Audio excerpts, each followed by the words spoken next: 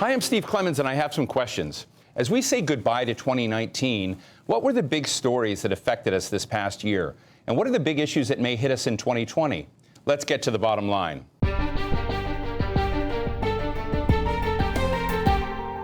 What a year 2019 turned out to be. People took to the streets across Asia, Latin America, and the Arab world hoping for change. The images from Beirut, in Hong Kong, and Caracas have been moving, just really riveting. The United States and China, probably the world's two anchor economies today, settled in for what looks like a frenemy relationship for the long term.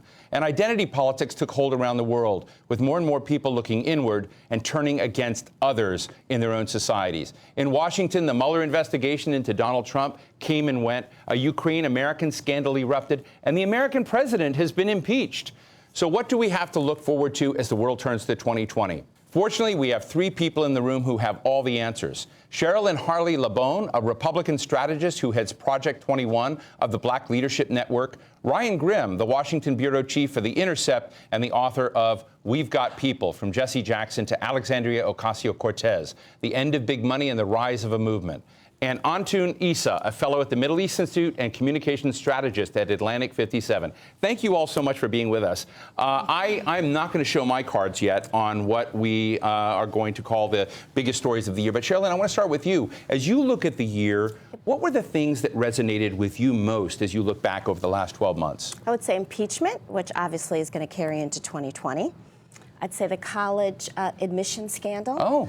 I thought that was pretty important and had enormous just for our audience, a college admission scandal where folks were paying to get into very top-level universities. Right, and they were paying. And got caught paying. They were also paying people for their children to take their SAT tests. They were also it pulled into a lot of things. And also, lots of Hollywood movie stars. Lots of Hollywood movie stars who did a little bit of time. And then also, too, as the mother of an athlete, people were lying and saying that their children played crew, and they did not. So it wrapped in a whole lot of deception.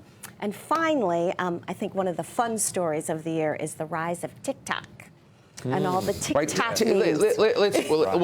I want to do TikTok. I want to do them all. But I'm going to, Ryan, where is your map on Cherylyn's top stories of the year? Yeah, I'm not sure that impeachment will end up, when we look back on it, being that big of a deal. Let's say it falls apart in the Senate.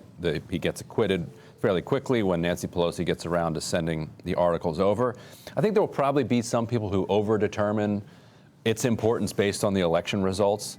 If he loses, everybody will say, well, it was because he was impeached. If he wins, they'll say, well, impeachment drove him to victory by inspiring his supporters, when neither of those things are probably true. The polls are showing very little movement in people's attitudes towards Trump. You have this absolutely remarkable situation where 50% of the country in polls says Trump should be impeached and removed from office, and you have a clear path to re-election.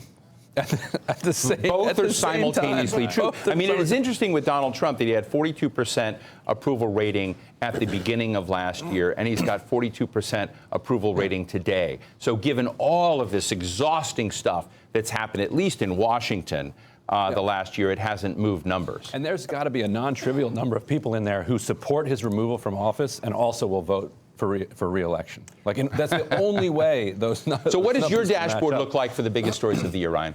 I think it's the protests around the world, because I think we're at a place, we're at an arc in history here where you had the post-World War II kind of flowering of democracy and the clash with the Soviet Union, which then ends late 80s or early 90s, and I think we'll look back at this as the period where we're now sorting out kind of what the next era looks like. And so are we going to look back and think of this as a time as like 1848, where there were all of these protests around the world simultaneously, but most of them beaten back? So I think it's really important. So what you're saying is the movements we've seen in Hong Kong or we've seen in Caracas, we were just talking about a moment ago, those are happening right alongside essentially pugnacious nationalism, white nationalism coming on. And I'm interested in how you see both of these going. Do you see a tilt towards either the Viktor Orbáns of the world and the Xi Jinpings?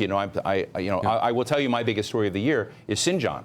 1.5 million people essentially set in camps. So how is this going? I think the Orbans of the world have the upper hand, partly because a lot of them are in power already, and partly because just like in 1848, that you had all of these protests around the world, there was no unifying ideology behind them, whether they were happening in China, India, Europe, or the United States.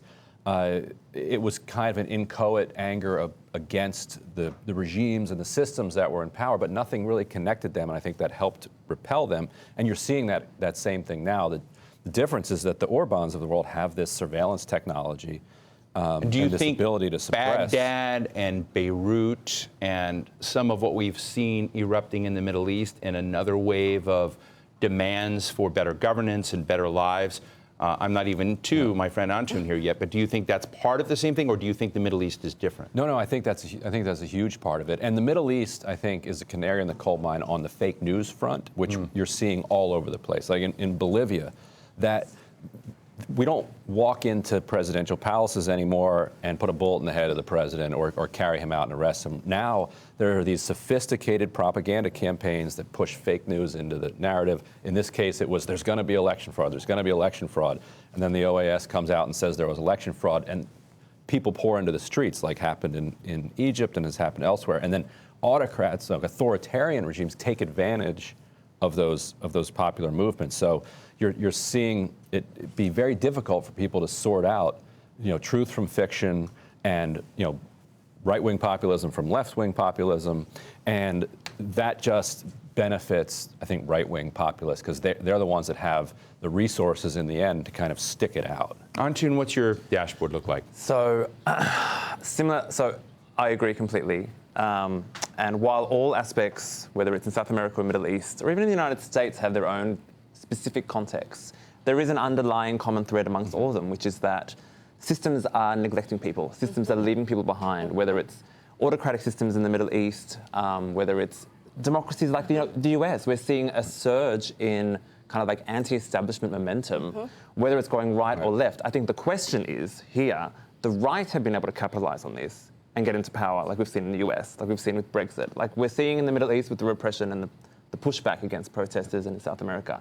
How can we get the anti-establishment aspect, policies and political leaders who actually have the interests of the people at heart into these positions of power? I think this is the challenge right now. Mexico is one of the few examples, right? Where the anti-establishment wave brought. But Antoun, I want to push you. I mean, that's always the tension between people and governments, and that drives a lot of change. So what makes this time unique and different from your perspective? I think it's unique in the sense that we're seeing the fruits of globalization, but in the means of mass mobilization. So we're seeing mobilization across continents where people, like people in Lebanon can see and read what's happening in Hong Kong and can relate and are now protesting and sharing the same symbols. So ideas are just flying across the world like we've never seen before. And so it's just inevitable that eventually something is going to emerge. So you've just said something that's really struck me, and I think with Ryan talking about the contest, if you will, between populism,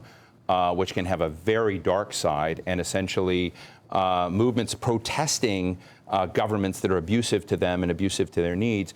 You talked about ideas flying around the internet. We also have fake news flying through the internet. And so you have this interesting connection between bad stuff and potentially liberating stuff.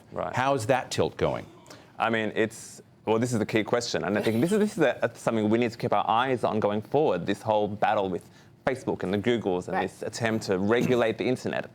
What does that actually mean? We're seeing, India having internet blackouts. We've seen Iran have internet blackouts when they need to repress.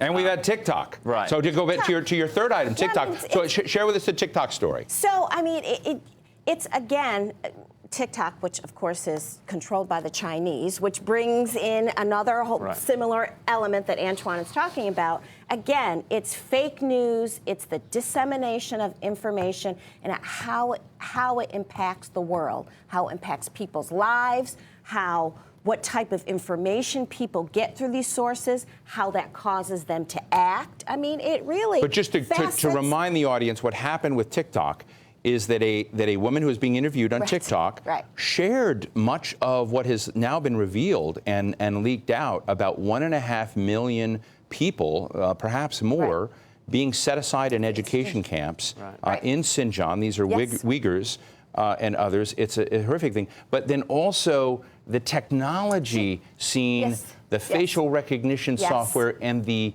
use and abuse of this technology by the state against their own people, right? Exactly. So that is the TikTok story. That is TikTok. And also, it's all these different memes that kids, because, you know, obviously adults around the world are using it, but really the teens are using it. And it's all these different memes that develop, and other people around the world are developing the memes off of one thing that's put on TikTok. So again, it's this pervasive use of technology and all these different facets, whether it is protests, whether it's just regular popular culture.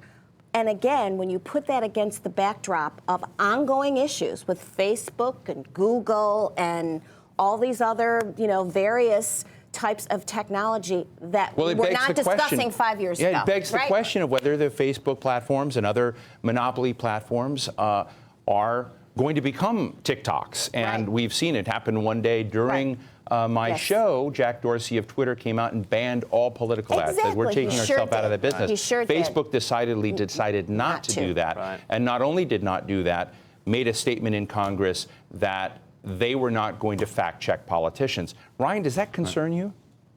That particular part doesn't. I don't want Zuckerberg fact checking politicians, frankly. Now, it gets much more confusing when you get into deep fakes and actual doctored, clearly fake video. You know, should that be taken down? In Bolivia, though, for instance, a bunch of MAS politicians in Evo Morales' party have had their accounts, their Facebook accounts, taken down, and their Facebook Messenger they were using to communicate blocked. And so you have this disparate power going on within Facebook, and that's the real thing that I think people need to contemplate when they're calling for Facebook to ban speech or ban ads, is that it's going to be used against people with less power by people with more power. Let me jump into two other stories that I see out there that are both erupting this week, but they represent big things that have happened during this year. Today, Dennis Muilenburg, the CEO of Boeing, just resigned over the 737 MAX issue, and this could be a story of taking on big corporate interests. Ryan, you've written about this. And the second is the sentencing to death of 5 individuals who were involved in journalist Jamal Khashoggi's murder. Ryan, what do these two stories represent for you? And are they big, or will they also fall by the wayside as we look back? I think the Boeing one is big just as a matter of economics. Like Boeing canceling production of its 737 or postponing it indefinitely has an actual measurable impact on the American economy and probably eventually the global economy as well. What I think people are missing is that it's a story that's tied to kind of American decline and rot and corruption. Matt Stoller has talked about this in his new book, Goliath, about monopolies, that the U.S. doesn't really build things anymore. And so the U.S.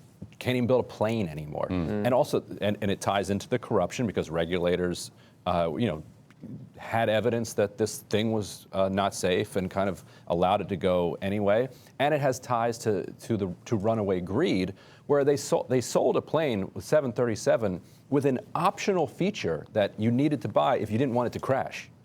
That is insane. And so some airlines said, well, we'll just take the basic model that you've got that doesn't have this feature that controls for this problem that you've identified that will plunge your plane into the ground if something goes wrong. And so without that feature, a couple hundred people died, and they're shutting it down, and it's not clear when it will come back up. So it's kind of a symptom of all of these different problems. I think you said something, though, that kind of ties into everything that I think we've discussed so far and probably will discuss in the next few minutes, which is at the core of this is an absence of regulation. Whether we're talking about Facebook and Google, whether we're talking about Boeing and the airline industry, we're seeing a complete absence of regulation from a US government. So for me, that's the core. Well, there is regulation, but it does strike me that when Donald Trump came into office, he said for every regulation the United States puts in place, he will remove 2. That may be there. I mean, this reminds of other things he's done of removing President Obama's clean power regulations or a lot of other things that have occurred, which I know has taken us into a topic that we haven't discussed, which is climate. But before that, I want to get into Jamal Khashoggi and the state of journalists and journalism. I know Glenn Greenwald of The Intercept has felt under pressure from the Brazilian government. And I do think, myself, it's a big story of journalists under siege. Cherylyn, in your world, does that resonate? Well, I think just in anybody's world. I mean, this is one example where we have, social media has not been able to give us information. I mean, we're reading the stories and we're like, well, who were the people convicted? We still don't have that information. So they've succeeded in, making sure that they're clamping down on social media, that they are keeping things under wrap, and that, Mohammed still, he's coming out smelling like a flower because he's saying... Well, Mohammed bin Salman. Yeah. Not all Mohammeds. Not all Mohammeds. He's saying, well, I didn't have anything to do with it. And even the CIA analysts and Turkish officials are saying, well, it's pretty hard that he didn't know what was going on. Ryan, let me get you this as I think just very quickly on the side of the Khashoggi case, which was actually a case in the year before, but we've seen this proceed, as a comment on journalism under pressure around the world today. Is that a big story? Because I read in The Intercept about some of Glenn Greenwald's problems, but how do you read, and Jim Risen, who's one of your colleagues as well, formerly of the New York Times. It certainly is. The powerful have been pushing on journalists, for hundreds of years. And Thomas Jefferson, I think, said that the First Amendment's not worth the paper it's written on. You have to have the culture around it to support that. There are plenty of countries that have laws that support journalists, but if the culture doesn't also support journalists, then those laws don't matter. And what we saw, ironically, is that the world does still care. And I think Saudi Arabia miscalculated. They kind of convinced themselves of their own fake news that Khashoggi wasn't a journalist, that he was just a Muslim Brotherhood fanatic, conspiracist, and if they killed him, they could get away with it. The reaction of the world, I think, showed them opposite. That's why they had to find 5 patsies to execute. Now, it also shows that a year plus later, the corporate world is looking for ways to forgive and forget and move on, but it did have an impact. And in Brazil, in the same way, Glenn was under extraordinary assault. He still is. It's not particularly safe, but the Supreme Court stepped in. Tucker Carlson, even Fox News host, put out a statement defending Glenn Greenwald's right to journalism. I don't agree with most of what Glenn says. But I respect his journalism, and nobody should be attacking the free press. And I think things like that helped. And the Brazilian Supreme Court has stepped in for now to protect him. They can't protect him against everything. So it does show that there is some residual significant support for the institution of journalism and journalists around the world left, which is hopeful. Antoun, you've talked a little bit about climate, and Greta Thunberg was picked by Time Magazine as the Person of the Year. We haven't discussed climate yet, but is that something that is just sort of now becoming something we just all know about and think about, but it's not really a big deal? Growing up, 2020 was the deadline for a lot of climate objectives. Right. We're at 2020, and Australia's burning. Australia, The Guardian today released maps, the equivalent of the size of the large parts of Australia that are burning and replicating around the world. It's between Philadelphia and Connecticut. That is the size of the fires in Australia. And we've had bushfires in Australia for all of my life that I can remember, but I've never... California. And California. And Brazil. Yep. But I've never recalled anything to this magnitude.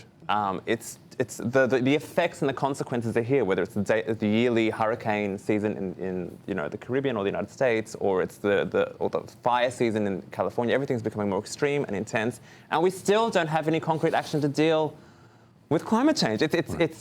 I can't understand it because except we do, and I think it goes back to what we talked about at the beginning of the show.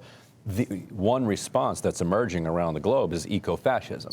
Yeah. And I think that ties into what the Orbans of the world want, a combination of right-wing populism, surveillance, and anti-immigrant sentiment. Build walls. Right. Okay, let's acknowledge climate change is happening. We're going to be in a resource-scarce environment. We need to keep everybody out, and we need to just look out for ourselves, and this is the way we're going to do it. Well, I think what frustrates me is that somehow the environment has turned into a conservative, progressive political issue across the world, when we all live on the same planet.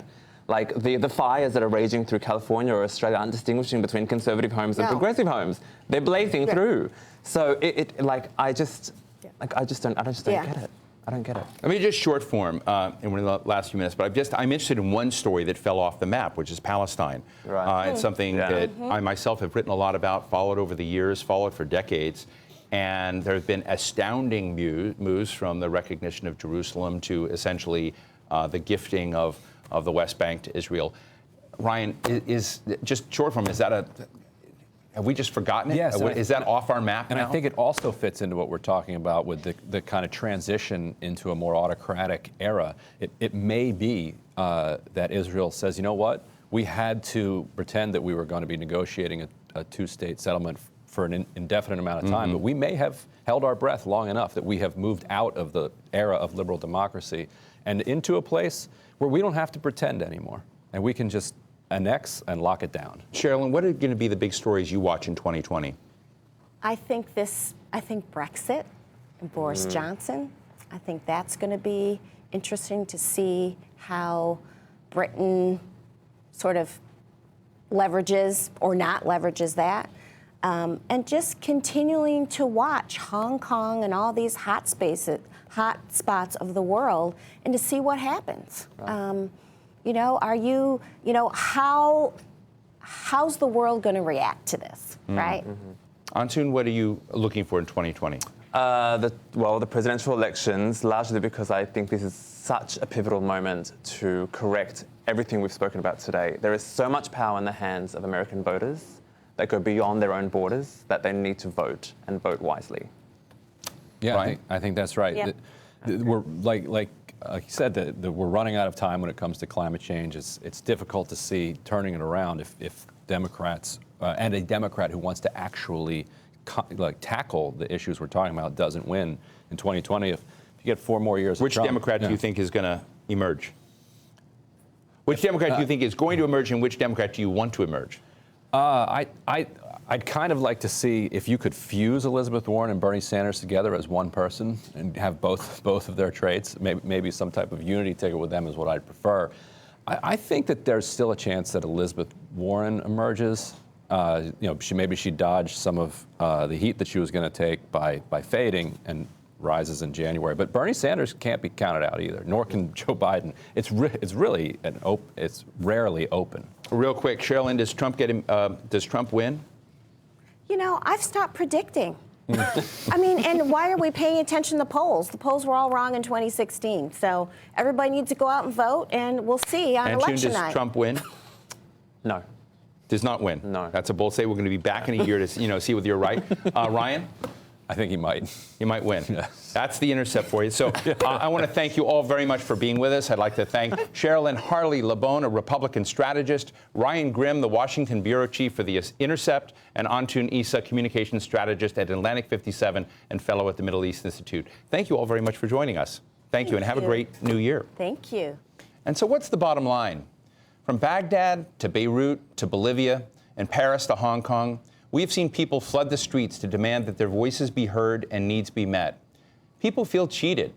We've seen elections manipulated, controversy over the Boeing 737 MAX, President Trump denying climate change, and the Palestinians seeing their hope for a sovereign state get a global shrug and a blind eye. And states have more tools and technology than ever to control what you read and hear. And they're monitoring us.